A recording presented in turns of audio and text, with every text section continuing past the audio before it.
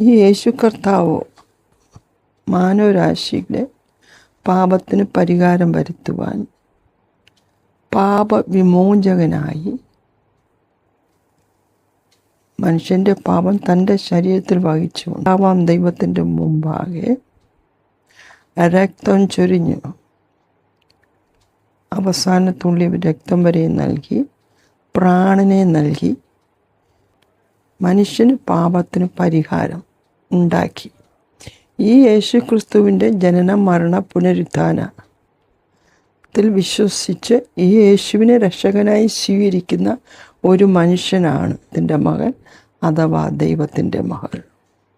ക്രൂശീകരണത്തോട് ഏകീഭവിക്കുവാൻ യേശുവിനോട് ഏകീഭവിക്കുവാൻ തങ്ങളുടെ വിശ്വാസം പ്രവൃത്തിയാൽ തെളിയിക്കുന്നതാണ് ജലസ്നാനം, ആത്മസ്നാനമൊക്കെ. ജലസ്നാനം എടുത്ത് ക്രിസ്തുവിനോട് ചേർന്ന ഒരു വ്യക്തിക്ക് മാത്രമേ പിതാവിൻ്റെ സന്നിധിയിൽ പ്രവേശനം ലഭ്യമാകുന്നുള്ളൂ.